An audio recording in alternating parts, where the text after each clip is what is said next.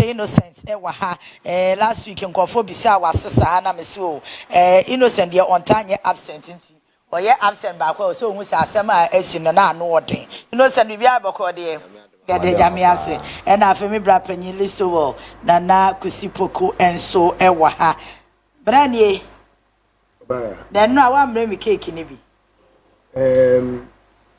cake ni yenentwa I don't know yenentwa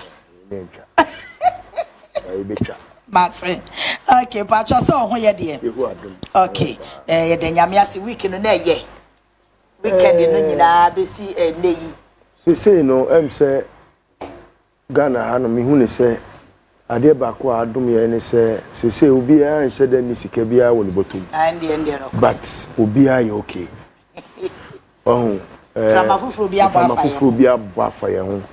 Ama say no nipa na nka kane no o ko adwuma kura na o haw sani o mani ni hobiem ade ba ko pe enam se aka ye bambo sem no baby enenam enye nti yegusua yesro mampani se ebe hia on se wo obi a oye wo Inspector General of Police na or under report a year incidents of crime na opese onu look good in your eyes as president. Say crime is on the descendancy, meanwhile crime is on the ascendancy. A idea a bet ma oye ni betimi abo man. Moreover, say wo IGP the entire police personnel no sene ushia police bia just randomly na opese ototo na no ebusa no ba ko na mienu bi se ne ekoso yi opa obeka you straight in your face say mo anyi IGP a oye ne beba. In fact, I have had to solve problems yeah senye me a enka trouble bi anka ebaaye no enka enye asem ketwa enti no mesre na omampani odinani akoso biem sanse baby aye duro no hu be hia oh no I was here you need because 777 presence if I beyond a year no there should be investigation I was here conducted forensic one into his tenure and much also to do with how police seek assem has been over the years since he became the IGP. No, the welfare money, the UN Sika, Omodebre, policy for how all those monies have been expended. I think it will be very important to look into those subjects. And yes, it will serve as deterrent to... must go. No, he must go. It's a must. Very innocent. Yes, I sure, sir.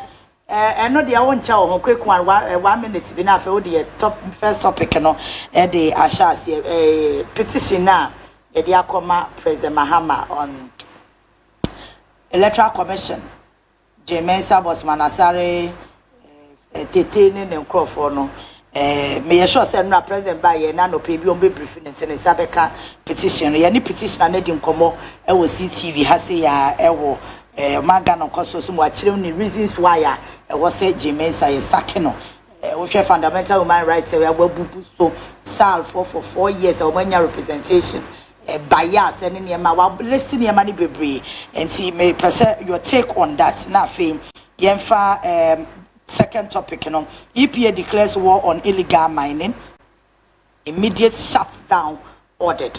Okay. The day came I mentioned what here for last week mantimi amantino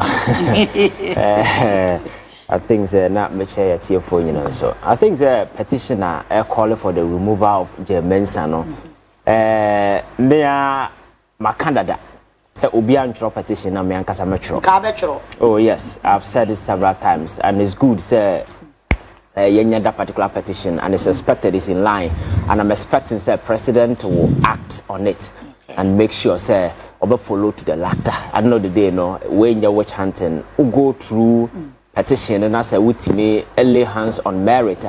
I think that nothing stop the president from acting on it because yes and Ghana is a serious country now nipo mudi enim no sabi they have respect for the people of this country enka ehia so be send the petition to the president say Jean Mensah enko kono ankasa tenase no carry ni tibua no hwe ma akoso a you just have to resign on your own. But unfortunately in our part of the world no that sense of decency dignity no within us na bi ni ho enti nipa no obetenase ya till whatever that happen obetenase na bisa won say edien ene besi ene Electoral Commission na a day before elections ebetimi disenfranchise a whole community for no apparent reason. Na sa ankrofo na kwatenase ya deny more representation in parliament for 4 good years.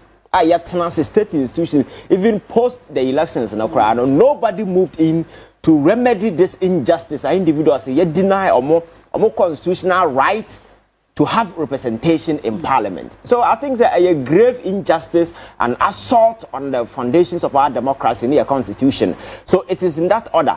And Jean Mensah Bossman and several other people from War Commission and Kasaye people they don't engender confidence, trust, and that particular sense of neutrality and independence that you expect from such institution. It's not there. It's the reason why I had to abandon you saw this massive intrusion, political party supporters move into Electoral Commission offices and so forth because they didn't believe in say Electoral Commission will be fair. And I think that alone not a threaten our cohesion, our democracy, the election process and so forth. So these are individuals who manage such an institution and people don't have trust in them. I think that the best thing we can do is to get them out, going through the constitution because it is not for nothing. And a constitutional framework is not true. Powers Electoral Commission other way no they created a window because omunim say emre bi beso emre bi beso ama yenya obi amana be head such institution behavior like this will pop up and we cannot put ourselves in a corner yentumi act. That is why they created that window emma ho kwan for the removal of such person. Obitia Bossman asare so we see in the commentary be na no kasa ati musa sebi or lack emotional intelligence because such a person or lack that particular thing cannot lead such a sensitive institution because prior to the election not tension that pop up Okroma saying he was bold enough to stand on public say NDC or say a threat to Ghana's democracy. You are a referee. NDC at the time no na critical stakeholder in the elections now okasa say na day your position become untenable because when say political party na try to Ghana's democracy and then you will do everything in your power to make sure say you thwart their effort. You understand? But I'm saying that sense of when you went to know he didn't even see say that then now all again tete ya no ka ho ye press conference be can say be nsem hunu kire Ghana for say register a man for complain say your friend say enya credible no no go back to 2016 na ehwa na emwa ne nkokokora wo mu no enua this is a commissioner Ghana for taxes in the in any serious your friend's country such a person the very press conference no onwie na yapamo no but the president we had at the time no you be a hear no evil see no evil that kind of way no there about so I think that time has come for us to remedy all this, your friend say, Niama Akoso Kroma, the assault on state institutions, individuals, we have a crime biswa, ya maneuver, and yet no Electoral Commission, even the court itself, Kwanya Kufuado Faswa, Wapaki Nipa, court, over 121 appointments from your friends a high court, your friends a appeals court to Supreme Court, and I appointing Nipa Nedio Mokoguo. Yes, President was that right to do so. But ya offer individuals now we review one after the other. You realize that these are individuals that will be free by partisan ties, partisan exposure. Some have certain unholy alliance and affinity to some individuals or more power and as a for no. Ebasana, you destroy trust. You destroy public confidence. Enti amamfo nya hotoso ewo these institutions. So these are some of the things reposition Ghana for a better future. These are some of the things that we need to do as a country. Sabaya ebetimi repose once again public trust and confidence in these institutions. Sabaya democracy ebetimi agina anyasa trust me. The democracy of this country will continue to be threatened when these individuals or more heady various institutions are not ready to let things go. By the right thing. Because institutions are not working for us. And the foundational way of democracy in so the very moment these institutions begin to trip off, it means a democracy in a trip off, and we cannot afford that. We voted for change to lay a solid foundation for a better Ghana to take off. That foundation, we cannot make mistakes. We need to make sure that we strengthen state institutions and give them the power and the neutrality and the kind of trust that because we live in a country where state institutions cannot be trusted by the people. For instance, police vote me to the good in China, the mobile good in China, the party across for. How can you do that? Such a to be police custody. Statement in about one thing, nobody answers for anything. So I know the day the answer trust the bed and nipa benya I was stating. So I think that is in that order.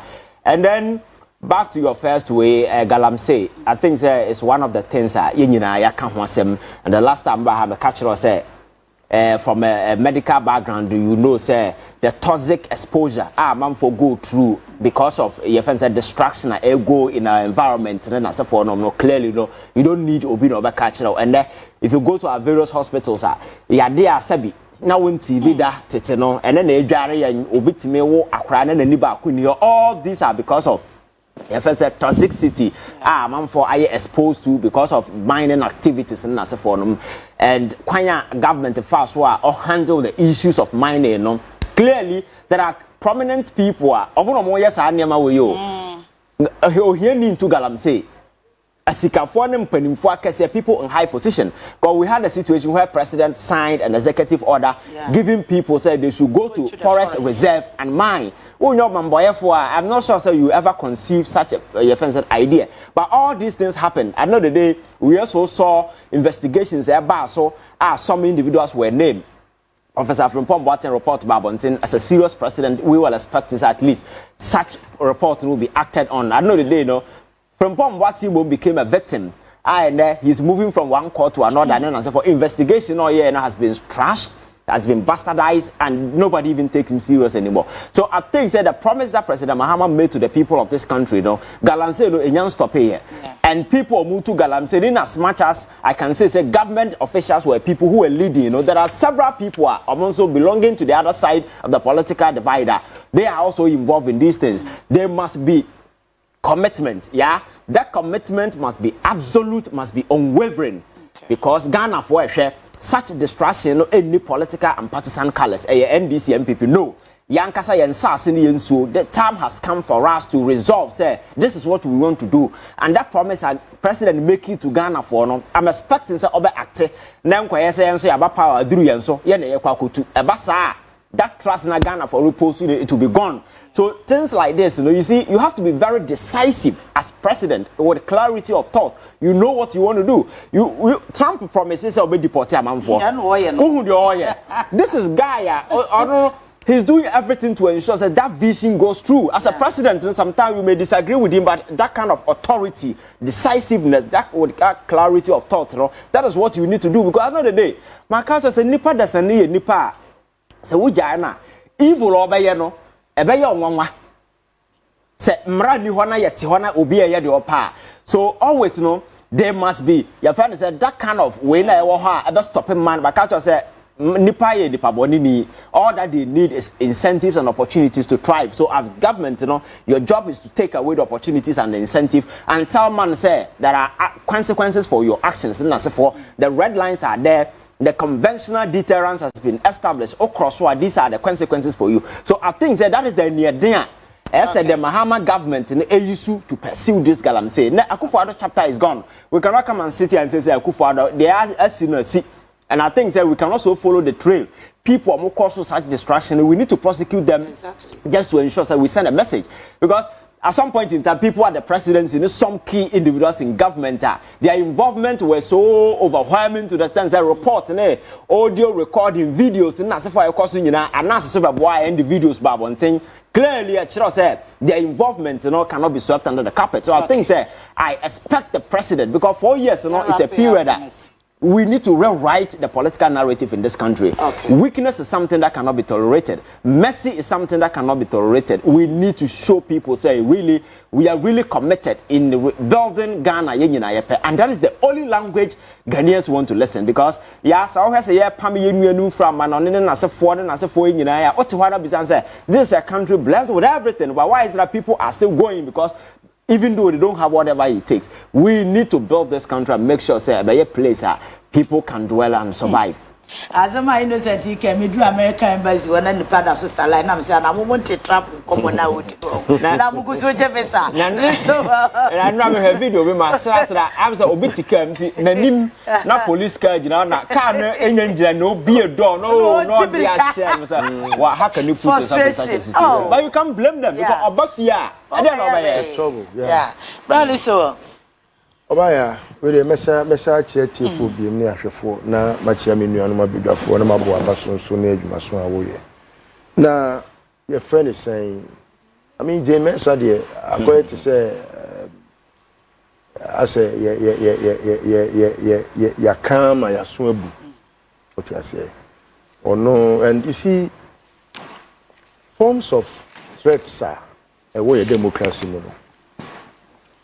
So we share the most dangerous one Electoral Commission because omen bia wo democracy mo no adia ye dey test democracy no abre bia ye election eno na eboama yetimi ehu se de ekone ye anade eba ne na eye oh na se ekoba se election na de be determine amaye hu se democracy no ebetimi agina ne naso na nipa ono eye referee no onipa bonfo bi ahyeda bonitiri mu po se me kwa akofa obi a ono no ebetimi a manipulate system a ye de to aba in my favor se ne be ya sebi your vote will not even count na emomu no me no me hwem se caprices no by them no me metimi at rival sebasana democracy no a papi it was here for the past period Akufo-Addo shase e make sure say odinkofo a omo be make sure say obewa ban mu ana say ne nkofo bewa ban mu e be hye baabi no those that I call the criminal syndicates no omo I destroy a democracy no to a certain point. But you see, omo share democracy no. Omo ema ekoye say the power always belongs to the people. It is enkenye nyame ene dum ye no oboa yen ene nka ye call ye sene ye to aba in 2024 December yi ekoya ene nka bia nke ko ben ho kakra bia enka oye ni bebo ma we because ye free bibi piatum na nka mbe piatum na chese nka aba no nipa na sebi yempe no no abe mampani ti se de Akufo-Addo 2020 na yempe no a eni ye bo abeka kire Ghana for say even without any figures we ye mampani be pem ne ye nima ba Akufo-Addo nya ya wo de be ye mampani na so be ye mampani fie na and emani nya ahotoso bi se ba ko atimi akwa metimi de ba omia asa ya wadi amien asa ahyemokon etino Electoral Commission no eni kwensenka impo ye hu petitioners krampo se de e course Akufo-Addo apenso no na nke President Mahama abiding by senior on my way democracy netie no nko akora no betimi de by the stroke of a pen ayiomadi then so akoye say be two wrongs must not make any right entino we dey petitioners aba in fact I think say enye one petition and am dodo so sen kwan enti me say obi bia sebi opeso chiro petition say nka say obi di ko dada enu ntino I would even rather prefer say ye be bie your friend is saying petition ni be online na Ghana fo nyina ensign na yen to aba yen yes or no na yen hwese Jean Mensah o sefata se o so tena wa na oh adwen bone suban bone me yire nnua me yire wo faase anase me yire ennuaba amana ba be di your friends Electoral Commissioner Makofa Bossman sorry obi anim so NPP Tescon Legon on a patron Makofa no samitete obi anim samitete ne political affiliation obi anim no maybe na MPP entokwe koso a ye say ye ti amayoko foforo okay say me na me di anim ena me call samitete wo say satan no political desk on ye me call no say ye pe forms no nyoma he advised me to go back to the MPP because he knows say the MPP will win the next election. And so Electoral Commission. Yes, Samitete. I know him very personally. What am I saying? And so these are persons you cannot just trust them with such positions. Umbe destroy a democracy no. Oh, obi be say say NDC na wa ban mu and na Electoral Commission timi wi aba mu a nenka eye den na John Mahama we ne ye. Oh, enye wie a obetimi awie ma na ontimi wie mu. Se ne be ya nipa benya didie ewo institution ni mu. Because se didie ni wa e den sempi ba hwe. E den ye wo se ekoto aba na obi nipa ba akopakura ahwere ne nkwa. Ade a wuko gina box mu no wa kire de mepe. Wa bobo ne kama na de akose box mu ya kan ye hu se we afa we are MPP for call your my report o ya o mani magu ase a sabi konkonta nim gu ase ama kuruma enya feri ene omuti hoi omonwe o mari enkanye nipa sabi o Ghana ha ene ye bokoboko koto aba no ngina so hwe se ne e wo sa abato ne kwa ema sabi periperi your crack akra ba ya no krampo no ye wi ase no hwe parliamentary seats a omo try to make sure say NDC enya to test majority ntino omo try to even make it look as if say MPP for winning here. Yeah, NDC for so aye hwe han a many omo nya agen. This are not don pray we lose. He knew he had lost. And parliament so apollo. And then I'm not don pray etimi say about parliament. Patrick Yabuama he lost. Me Ernest Kumi he lost. Me nuanu nsem na me kan yo oh me se kan dey twa ba bia me nuanu pa onye nchen yo and na me come they all lost. Now they have found their ways back in parliament and they are misbehaving because you have given them some form of impunity sir. Even when they have lost they can still be in power. So all these things must be looked at. It's not just about the petition say any obi edi keke no. Political parties must sit up. The executives of NDC must sit up. Oh, you must not be just allowed to be led and Debia na Obiaba Okokan Patrick Yabo me say aden akofo say. Who I mean Kofo say? Kofo how many votes does he have? Me and me PLS Kofo no. But Kofo cannot bring Yabo to parliament. Abra constituency for say MPN say Kofo say.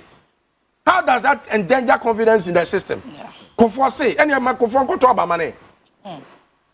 So all these things don't help. Now you NDC now to one now share. We council me executive no what part na order. Oh, these things that we put some egos in ourselves, me a party chairman, me a party secretary, me a party way, me away. Without the party base, no, you are nothing. So all these things, as we look at Momoni ne share, ne ho sent to 2 year or crack off away. And all these things must be looked at. Please. Okay. So I think sir, with that, no. We must not belabor the point. All right. Jean Mensah Bossman, Samitete, and that guy who was the IT guy who was always on a panel with us like this, who was a guy in the wool MPP communicator, who has been put there. Yeah. I mean, how can you be behaving like this in a democracy? Okay. Now, Akufo-Addo was that bold. What must I say? And he didn't care about the safety of this country. All those put together, no. Maybe I think say President Mahama must crack the whip and make sure say it be CBM. And when Uncle say ye koyi Jean Mensah akofa MPP ni ana NDC ni abaho. There Electoral Commissioner no Obey affiliated to a certain political party, but it must not be glaring. So it must not be obvious. Any question say yet to say, hey, yakwakofa, if you are Listowel, say, why Electoral Commission? When you know, say, it with Listowel, even when I want to be fair, I will be biased. Yeah. Yes, I'm being candid. Yeah. Because I don't want to see MPP ever again in power. That one I will be very smartly, I will tell you. Because they are criminals. Yeah. And we must make sure, say, it never happens. Say MPP bet me about Bemu BM. And a young party for fraud. Omo pomo ko join. No more followers.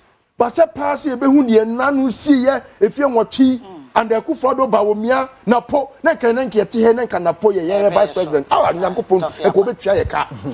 Kanyankopon be me ya tita pansam said na po me ye vice president. Now you see to the extent say people didn't see anything wrong with say Bawomia me dia de e wo ma wemu. Na Kasamira ye first. Jesus Christ. Kanyankopon betwa ye ka papa. Enti ye da nyame asese wa ma na pare ye to so biem no Nyankopon ema de ewo Electoral Commission en free ho. In fact, we must investigate them. They are criminals. You see, corruption became the center of every action and omoye. Ye tu omoka munkoye bone no makoye. At some point, ultimate troll letter babonten kra. Electoral Commission ultimate ka se medical draw the beye coalition. Just a one pon. Unim de oye. Yakofa square pegs and put them in round holes. And these are things that happened. And they are not shameful. They are not shame. They don't put shame in their balance. And the shamelessness no amma say no akwai say obiya betimi aye de ope no okọ. It no President Mama must crack the whip. And I expect say he will do same in respect of galamsey. Okay. And man yes say your party are back. Sebi me Oma me concession, me too, because me pesca. But President Mahama has insisted, say, there is always the right way. Yeah, to mine. To mine. Me know say me too galamsey, me too amana yakono. Because I would have to make sure, say, me employ a dear a bit me ama me too aminko sense you mean say quiet. What must say? So and akwani wo ho ye wo kwantene ne wo ho but a sense say nipa wadwen bone say me mfa ho de besi wo me mamu nti no na omampani like Innocent was saying omampani bia na adwene bebam say me manfo ho kwan amoma kura forest. You know why he did that law? He did that because of Wuntumi adwuma no ye no Akufo-Addo eye we campaign na no ye akonta ne ye Akufo-Addo oba ne de mintimi mo ni din wa ha ba akonta mine no akonta ne Akufo-Addo ena Wuntumi eye libra a o ya akonta na oba no na o sentam de mintimi nka na asem wa ha ye bedwam on edie nti na ye se Wuntumi akoye bone Lands and Natural Resource Minister say wa ye bone e wo se etwe na so President ba ya wanye bone Wuntumi nya hwe mi wa na Wuntumi abo awura asase a eye virgin forest mu akotu agudie ade agudie na betena TV so sa di yi ahi e kire otufo kra se krobia bodi amamu so se onu wo gold kra che obi a wo Ghana ha including otufo ni nyina si o eti e be sere we should not repeat those wrongs. Okay. Even if sebi impreduasa bibi be si for mining I would wish say and be close to everything mining for a period. Yeah. Now you look at your loss of mining ni bibia for. Now even omo concessions large scale mining akese foreigners omutu the former good year said ye nya so mfa so say sami jamfie be a gold board. Yeah. And we are going to be trading gold like we have been trading cocoa in Ghana. And no be Ghana for nya so mfa so. But it will not be better if we don't stop mining for a period. Okay. And put the laws right. Law etimika chebroni say we me 2 gold na Ghana nya so 5%. Eyan kwase law. Na obi aba no obe 2 gold no okọ. Na no wo mabobọ nkofo tuo e wo oboase. Onu broni no anu Nyankopon di mimi Nyankopon di gold aba me no. Onu aba beto wo afa concession ho. Ukokan ho se ye ne dia. Nyankopon bo gold na no wo mo no ni krom. No bo wo mimi krom. Na wo deprive me Say me because of poor leadership and bad leadership, you know, and then me to go to gold na nyame de ma me no. Na broni ni de ono aba be ye ayi a ono ni mpanifo na chedie. Yakum nipa obi amie na no pani bi antimi mie na no. Yes, investigation and hwee. So it's very painful when you are a Ghanaian and you see all these things fester. Yeah. Say, me na nyankopon di gold ni ma me no, me ntimi ntu. Broni ni di otimi tu. We are no repatriate sika ne ko. Ene sen ke di gold yi ena ke ton gold ni te se koko e wo Ghana ha. Enke forex no anya sa basaya aye. Etimi de me nim se John Mahama aban no odi ne papa gu akwema ode ba. The gold board alone is a step in the right direction. But they cannot do that because how do you buy the gold? Best smuggle gold na kwa command new month ne your friends Anglo gold ne nka hon for. Enti ye be say sa export ni your money ni na discover, but they should do it properly. Okay. They should halt mining for a while and make everyone stop mining. Now you to tom running here in a very speedily manner. You to tom running your money bia ye kama. Yes how your money we are afa gold no aban to no akoton. Okay. Na afa aban intermediary between omo two gold no omo to ene omo a ye koton amomo. Okay. Sa no ye benya sika e dia to ya e dia boy ye futuom na ye timi dia abobra. Ya anya ne sa dia me nyini se ebeye ye biasa. Boko de. Oh, Adam na hwe. Boko weekend e ko ye. All right. Mami tell. I'm a seminar no obadin kan akabia na Jean Mensah asem de mse Ghana for obia nim adwuma Jean Mensah abebo bra na na do dankwa kufuado ode Ghana mara eto nchen na opamu Charlotte Osei from the office ya onim say